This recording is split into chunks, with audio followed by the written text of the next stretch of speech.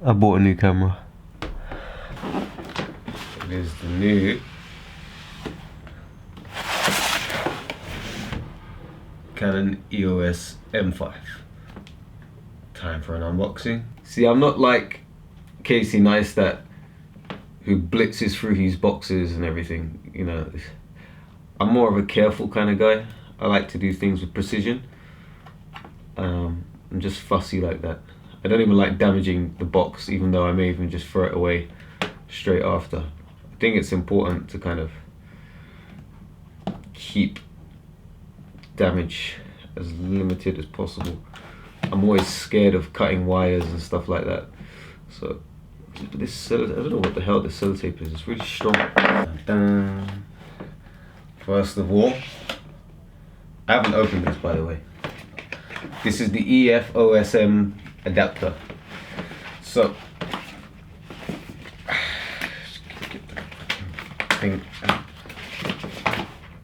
now this came with it as part of a pre-order.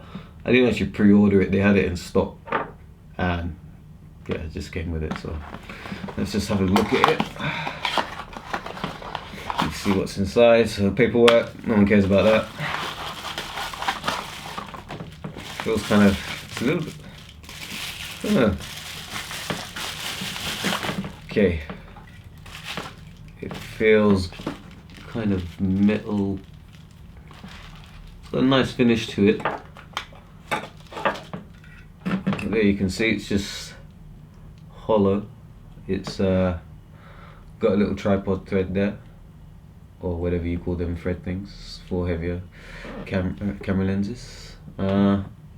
Looks nicely built. You know, the reason why I like this is because it doesn't let you just stay with Canon's mirrorless lenses, which are a limited selection at the moment and pretty shit. It allows you to use all the other EFS lenses, so I'm led to believe anyway. Performance wise, I'm not sure if it hinders the performance. I mean, it's made by Canon, so I would kind of guess that it should be, if anyone's going to make an adapter, you know, really well, it's going to be Canon. So yeah, anyway, move on to the next item. So that's the adapter.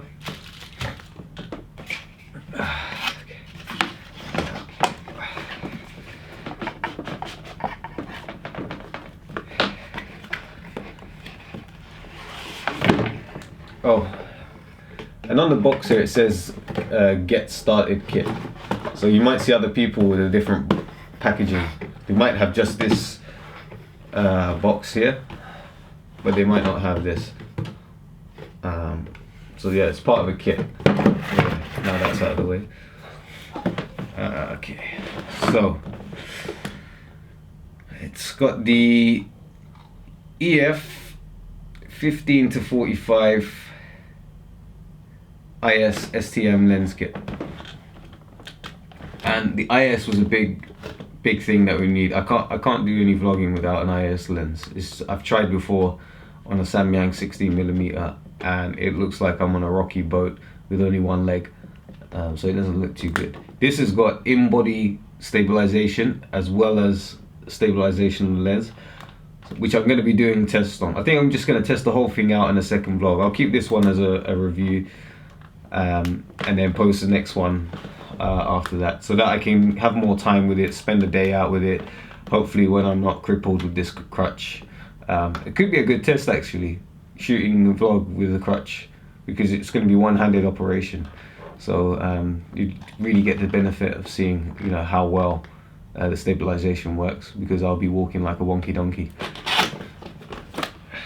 Okay, so we open it up. I'm trying to use the camera to tell me where it is. So manual lenses, I mean manuals, no one cares. More manuals, no one cares. Open it up. Charger, wire. Okay. There is.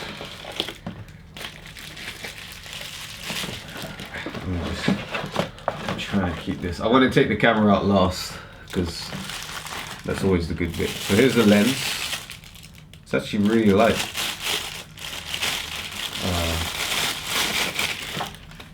Wow, that looks quite nice. Really nice finish. It reminds me of the Panasonic lenses. I've only ever bought one Panasonic lens, which is the 12 to 32 f3.5, not the more expensive one, which is a 35, I think, 12 to 35. I just didn't see the need for it. I only wanted it for vlogging. So yeah, let me just have a look here. Okay, so that's the back end. So here's the lens. I don't know if you can see it. You know, you'll get to see all of this in the next vlog anyway. I'll assess and talk about, you know, how much they weigh and stuff. So there you go. It's a 49mm thread. So I'm gonna need a step up ring. Or is it a step down? Whatever the fuck it is.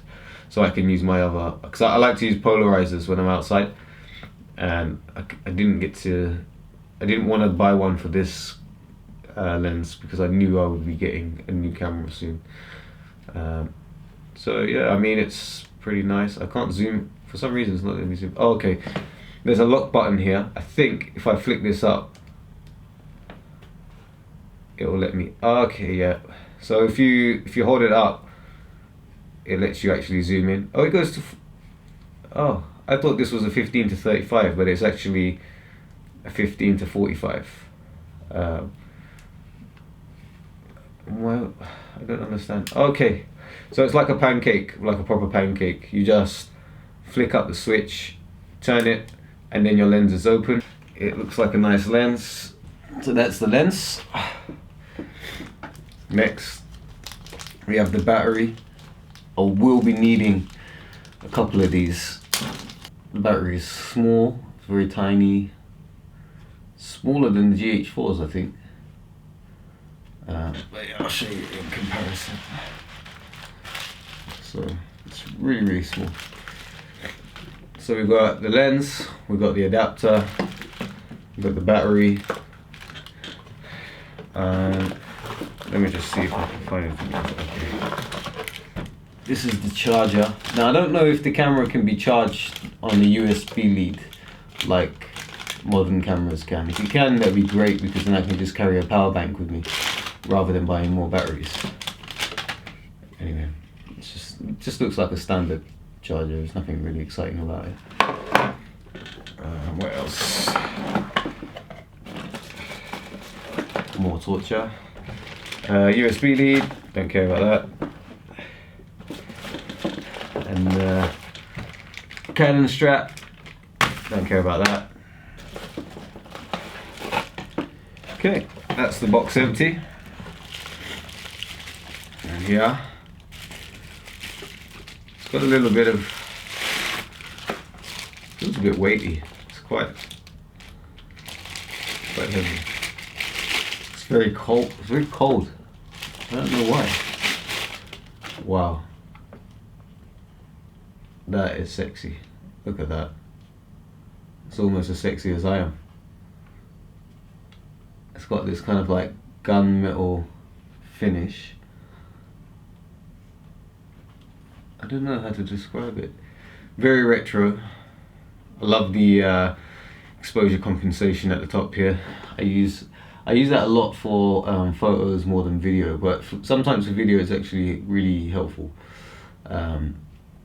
And it's got a little dial here. As I said in another video, I'll give you a hands-on close review of the video. So half of the video will be recording me talking about the camera, and then the other half will be me testing out the camera, walking out and about. So the difference between this mirrorless camera and the mirrorless camera I'm filming on now is that the GH4 is a micro four thirds sensor. Number one, it means it's shit in low light, and I don't give a fuck if you can buy a Metabones to make low light better or whatever. It's just shit. It can't handle noise properly.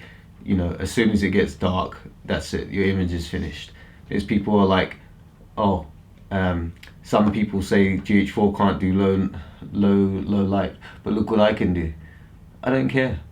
I don't want to waste my time fixing image in post. I just want a camera that works, that I can film with, that can give me the image and color that I need. I don't need this anymore. You know, so it looks nice. Let me see. I'm just gonna take my glasses up here a bit. Okay, so camera, battery, door is very stiff. Wow. Okay, so it's got the battery and SD card slot there. Really? Suppose, I guess you're gonna have to change either one anyway, but kind of would have preferred the SD slot to be here, but maybe they did that to save space or whatever. Who knows? Let's hopefully there's some charge in this battery. I'm gonna put it here. They always say you should charge your batteries first. I never do that. Okay, batteries in. I don't. So the battery compartment's a bit tough to open, which is probably a good thing. The screen, I don't know why, but the whole camera is like really frosty. It's like really ice cold. Maybe it's the temperature in here or something because it's really cold outside. Yeah, really nice finish. You got the top hot shoe mount, don't need that. What else have we got here? Yeah, let me just give you a quick overview. Okay, so it's here. Boom. You got your dials here. I don't think they lock. I can't turn them for some reason. I don't know why. Oh, the on-off button's here. That's very strange. Never seen that before. It's got a flash, I think. I hate using flash for any purpose. Dial here, you can click that. That's really nice. Wow. It feels really good. You know, I have to say I'm surprised. What's that? Function button, dual function button, screen. Now for a lot of people the screen was a bit of an issue because it comes down like this, and then if you're doing vlogging you kind of have to go like that. You have to kind of go like this.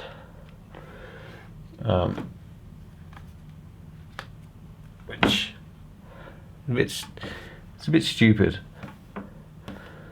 I kind of guess it's okay if you're like, if you're doing selfies on the beach, handheld,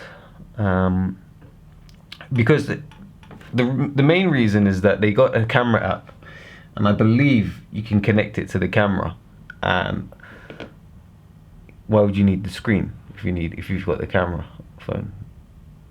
But then you need to hold the selfie stick, and then the camera, and then the phone, and then when you try to take a picture, you're gonna see the phone in your hand.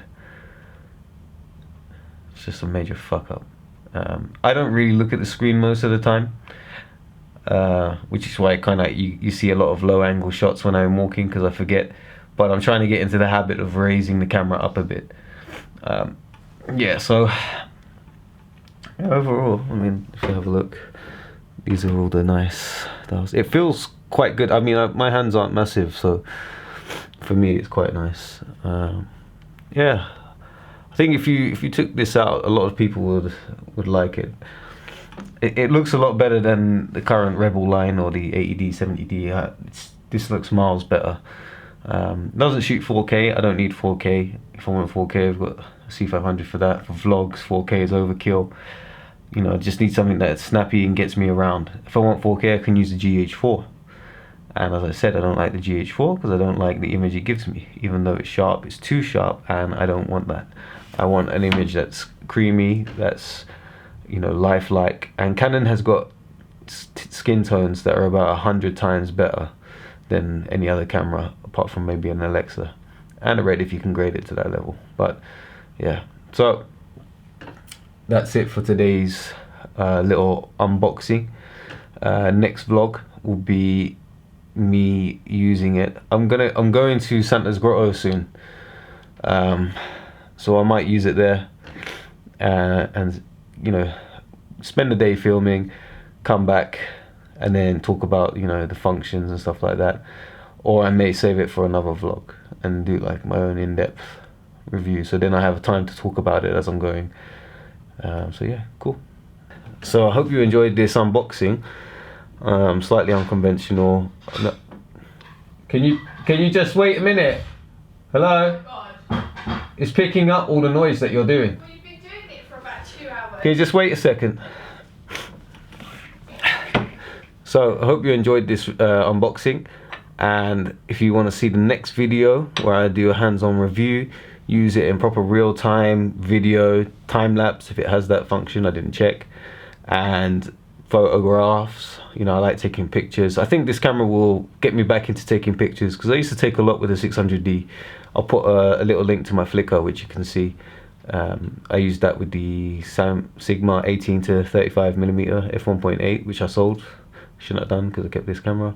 But yeah, overall, I mean, I'm already liking it, just holding it, and I think that's a good sign. Usually if I see a camera and I don't like, you know, I don't really like it. But yeah, so yeah, just like, subscribe, share if you want, and I look forward to seeing you again in the next video. And if you have any questions before I do any kind of review on this, you know, put them in the comments below, and let me know what you think. And number one, I don't give a shit if there's other cameras out there with better tech specs. I've gone through all of them. I'm a tech head. I research thoroughly on before I make a purchase. You know, there are 3 components that I care about the most, and 4K is not one of them. Okay, so yeah, cool. Thank you.